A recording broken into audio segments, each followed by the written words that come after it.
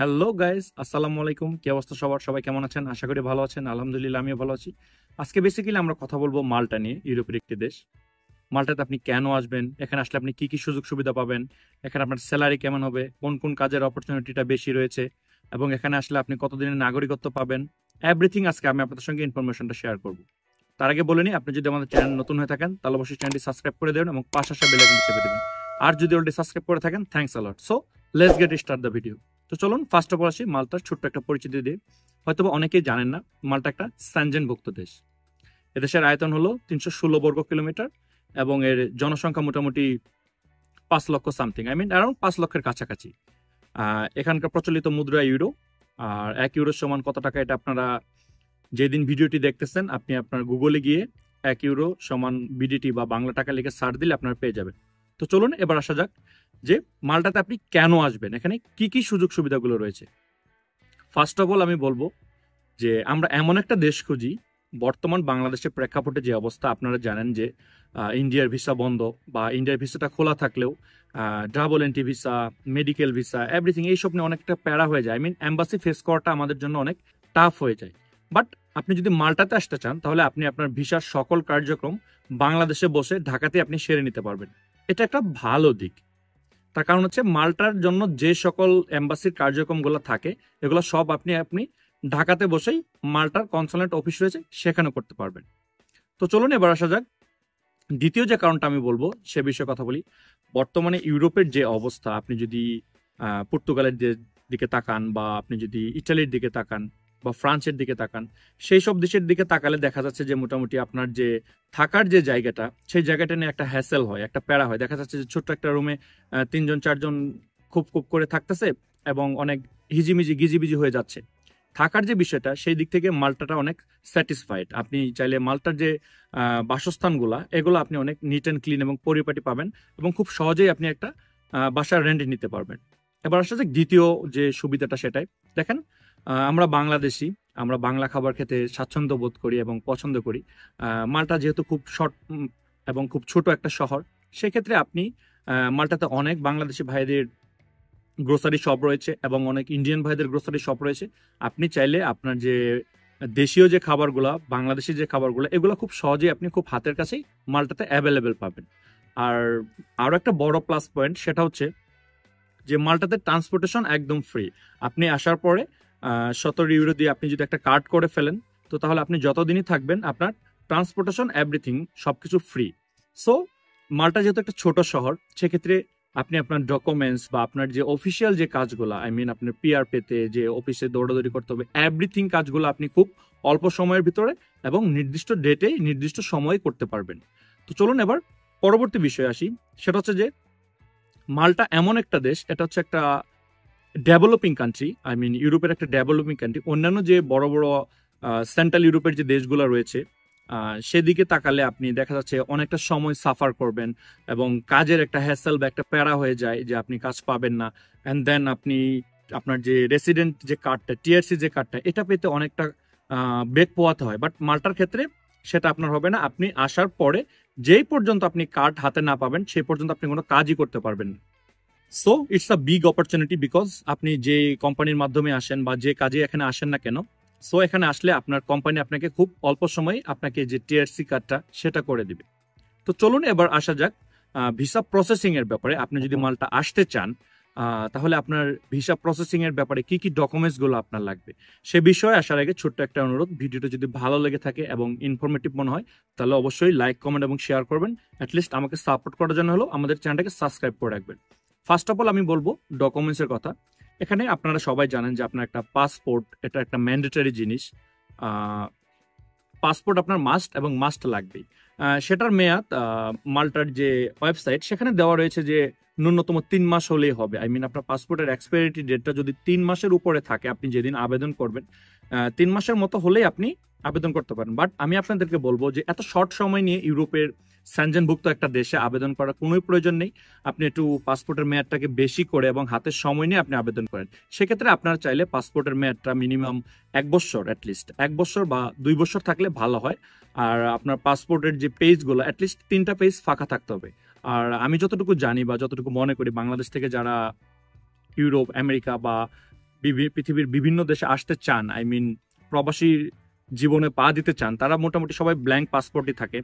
But তারপরেও লক্ষ্য রাখবেন যে আপনার পাসপোর্টে অ্যাটলিস্ট 3টা পেজ যেন খালি থাকে। অ্যান্ড দেন তারপর আসে যে আপনার ইউরোপিয়ান স্টাইলের ছবি, 45x35 সাইজের 6 কপি ছবি। অ্যান্ড দেন আপনার কভার লেটার ইউরোপিয়ান স্টাইলের। অ্যান্ড দেন আপনার সিবি। এত গেল আপনার ম্যান্ডেটরি যে জিনিসটা সেটা। এখানে আপনি চাইলে স্কিল ওয়ার্কার হিসেবে আসতে পারবেন, নন স্কিল ওয়ার্কার হিসেবে আসতে পারবেন। অ্যাজ এ স্কিল ওয়ার্কার আপনি যদি আসতে চান, সেক্ষেত্রে আপনি আপনার কাজের অভিজ্ঞতা অ্যান্ড দেন আপনার ন্যাশনাল যে সার্টিফিকেট এবং যে যদি থেকে থাকে যে আপনি এই কাজের উপর জাতীয়ভাবে আই মিন কোনোভাবে এক্সপেরিয়েন্সড, সেই আপনার সনদপত্রটা, দেন আপনার ভোটার আইডিটা, এবং মনে রাখবেন ভোটার আইডিটা অবশ্যই অবশ্যই ইংলিশে ট্রান্সলেট করে দিতে হবে। অ্যান্ড দেন আপনার জন্ম সনদ, তারপর হচ্ছে আপনার শিক্ষাগত যোগ্যতা যদি থাকে, এখানে কোনো ম্যান্ডেটরি নেই, থাকলে ভালো। মোটামুটি এই কয়েকটা জিনিস নিয়ে আপনি পারমিটের জন্য আবেদন করবেন। এখন পারমিটের জন্য আপনি কোথায় আবেদন করবেন, এই ব্যাপারে আমি আপনাদেরকে দুইটা কথা বলি। ফার্স্ট অফ অল, আপনি চাইলে এজেন্সির মাধ্যমে আবেদন করতে পারেন, আর আপনি যদি চান নিজে নিজেও আবেদন করতে পারবেন। আপনি কোথায় গিয়ে জব সার্চ করে পারমিট ম্যানেজ করবেন, এভরিথিং আমি আমার ভিডিওর শেষে বলে দিব। তো চলুন এবার আসা যাক। আপনি তো পারমিটের জন্য আবেদন করলেন, সো এখানে আপনার সময়টা কেমন লাগতে পারে। আমি আমার প্রত্যেকটা ভিডিওতে ক্লিয়ার করি পারমিট আসা এবং ভিসার যে কার্যক্রমগুলো, এগুলা একটা নির্দিষ্ট সময় আপনি আপনার যে প্রত্যেকটা দেশে যে যে দেশে যেতে চান সে দেশের ওয়েবসাইটে লেখা থাকে 2 মাস, 3 মাস, 4 মাস, 5 মাস, 6 মাস। বাট এই জিনিসটা ডিপেন্ড করে হচ্ছে আপনি যার মাধ্যমে যাবেন, যে মাধ্যমে আবেদন করবেন, সেই মাধ্যমটার উপর। সাপোজ আপনি কোনো এজেন্সিতে আবেদন করলেন, এখন আপনার এজেন্সিটা আপনার কাজটা ধীর গতিতে করতেছে। আপনি পারমিটের জন্য আবেদন করলেন, দেখা যাচ্ছে আপনার এজেন্সিটা ডিলে করে কাজ করতেছে, সেক্ষেত্রে আপনি 3 মাস, 6 মাসেও পারমিট পেতে পারেন। আর যদি ফাস্টার হয় আপনার এজেন্সি, যে আপনার খুব দ্রুত সহকারে আপনার কাজগুলো সে হ্যান্ডেল করতেছে, সেক্ষেত্রে 15 দিন, 1 মাসেও আপনি আপনার পারমিটটা পেয়ে যাবেন। বাট বেসিক একটা ধারণা আমি দিচ্ছি যে মোটামুটি মাল্টার পারমিটের জন্য আপনার 15 থেকে 1 মাস বা 45 দিন এরকম একটা সময় লাগে। আর তারপর হচ্ছে যে আপনার ভিসা প্রসেসিং এর যে বিষয়টা, যে সেখানে কতদিন সময় লাগতে পারে। আপনি আপনার এভরিথিং যে ডকুমেন্টসগুলো কালেক্ট করে আপনি ভিসার জন্য আবেদন করবেন, বা আপনার এজেন্সির মাধ্যমে যদি আবেদন করেন, সে সবকিছু করে দিলে আপনার ভিসাটা হাতে পেতে আপনার কতদিন সময় লাগতে পারে। এটা ডিপেন্ড করে হচ্ছে আপনার আপনি যে সময় আবেদন করতেছেন ঠিক সেই মুহূর্তে মাল্টা কনসুলেন্ট এখানে কি পরিমাণ কাজের বা কি পরিমাণ চাপ রয়েছে এটার উপর। বাট বেসিক্যালি আপনার 2 থেকে 3 মাসের ভিতরে আপনি ভিসাটা আপনি হাতে পাবেন, যদি এভরিথিং আপনার সবকিছু সঠিক থাকে। আমি এই সময়টাকে টোটালে কনভার্ট করি, কনভার্ট করে দেখা যাচ্ছে মোটামুটি আপনার 4 থেকে 6 মাস। এটা আপনি ধরে রাখতে পারেন যে এভরিথিং পারমিট থেকে শুরু করে এভরিথিং আপনি হাতে পেলে আপনার 4 থেকে 6 মাস সময় লাগবে। তো চলুন এবার কিছু গুরুত্বপূর্ণ বিষয়ে কথা বলা যাক, যে আপনি এই জিনিসগুলা যদি এজেন্সির মাধ্যমে আবেদন করেন তো তাহলে এজেন্সি আপনাকে করে দিবে, আর যদি নিজে নিজে আবেদন করেন তাহলে আপনি কিভাবে আপনার ফাইলটা প্রসেসিং করবেন। ফার্স্ট অফ অল, আপনি একটা পারমিট ম্যানেজ করলেন, অ্যান্ড দেন আপনার যে ডকুমেন্টসগুলোর কথা বললাম আমি, সেগুলো ম্যানেজ করলেন। এগুলো ম্যানেজ করে আপনি ভিএফএস গ্লোবাল থেকে একটা ফর্ম নিয়ে সেই ফর্মটাকে ফিল আপ করে দিবেন, এবং ফিল আপ করার পর আপনি সব কিছু আপনার যে যাবতীয় যে ডকুমেন্টস, সেখান থেকে আপনাকে যখন তারা ভিএফএস গ্লোবাল থেকে আপনার সব ডকুমেন্টসগুলো চেক করার পরে যখন আপনাকে তারা রিপ্লাই দিবে, আপনি সেগুলো কালেক্ট করে নিয়ে আপনি কনসুলেন্ট যে অফিসটা রয়েছে ঢাকায় মাল্টার, সেখানে আপনি আপনার সব ডকুমেন্টসগুলো জমা দিবেন। জমা দেওয়ার পর মোটামুটি তারা একটু সবকিছু খুঁটিয়ে নাটিয়ে দেখবে যে এভরিথিং সবকিছু ঠিকঠাক আছে কিনা। যদি ঠিকঠাক থাকে তাহলে আপনাকে ভিসা দিয়ে দিবে। সেক্ষেত্রে একটা জিনিস মাথায় রাখবেন, যে জিনিসগুলো আপনি কোম্পানি থেকে চেয়ে নেবেন বা আপনার এজেন্সির কাছ থেকে চেয়ে নেবেন। মাল্টার ব্যাপারে খুবই একটা স্পষ্ট বিষয়, সেটা হচ্ছে যে মাল্টার ভিসার ব্যাপারে টোটাল এম্বাসি এভরিথিং যে কাজগুলো, এটা আপনি নিজেকেই ফেস করতে হবে। এখানে থার্ড পার্টি আপনি কোনো যে আপনার এজেন্সি আপনাকে সবকিছু করে এনে ফাইল ধরিয়ে দিয়ে বলবে যে আপনার ভিসা হয়ে গেছে, না, এরকমটা না। কোনো এজেন্সি যদি আপনাদেরকে এরকম বলে তাহলে সে প্রতারক, তার থেকে দূরে থাকবেন। মাল্টার সবকিছু আপনার নিজের ফেস করতে হবে। এবং সেই ক্ষেত্রে দেখা যাচ্ছে যে কনসুলেন্ট অফিসে গেলে আপনাকে হয়তো বা কিছু জিনিস আপনার কাছে চাইতে পারে, যে আপনার যে ডকুমেন্টসগুলো সেটা আপনি যেখানে যাচ্ছেন আপনার যে প্রুফ অফ লেটার, সেটা হচ্ছে যে আপনি যে মাল্টায় যাওয়ার পরে কোথায় থাকবেন, কোথায় কাজ করবেন, এই সব ব্যাপারে টুকিটাকি আপনাকে জিজ্ঞাসা করতে পারে। তো চলুন এবার আসা যাক যে সবকিছু অ্যারেঞ্জ হওয়ার পরে যদি আপনি মাল্টার উদ্দেশ্যে রওনা দিতে চান, সেই ব্যাপারে আপনাকে এয়ারপোর্টে কি কি প্রশ্ন করতে পারে। এয়ারপোর্টে আপনাকে ফার্স্ট অফ অল আপনি যে মাধ্যমে যাচ্ছেন, যে কোম্পানির মাধ্যমে যাচ্ছেন, সেই কোম্পানির নাম, সেই কোম্পানির ঠিকানা, আপনি গিয়ে কোথায় থাকবেন, কি কাজ করবেন, আপনার স্যালারিটা কেমন হবে, আপনার কোম্পানি আপনাকে রিসিভ করতে আসবে কিনা, এই সব টুকিটাকে আপনাকে প্রশ্ন করে। অ্যান্ড দেন আসি এবার যে যদি আপনি কোম্পানি ভিসায় যান তাহলে কোম্পানি থেকে আপনি কি কি ফ্যাসিলিটি পাবেন। First of all accommodation free, I mean আপনার থাকা খাওয়ার ব্যবস্থা অনেক কোম্পানি করে দিবে। অ্যান্ড দেন তারপর হচ্ছে অনেক সময় দেখা যাচ্ছে যে কোম্পানি আপনাদেরকে যে ট্যাক্সটা থাকবে, আপনি জানেন যে ইউরোপের প্রত্যেকটা দেশে প্রত্যেকটা জবের উপর একটা ট্যাক্স থাকে, সেই ট্যাক্সটা অনেক সময় কোম্পানি পে করে দেয়। অ্যান্ড দেন আপনার টিআরসি কার্ডটা খুব দ্রুত সহকারে আপনার কোম্পানি করে দিবে।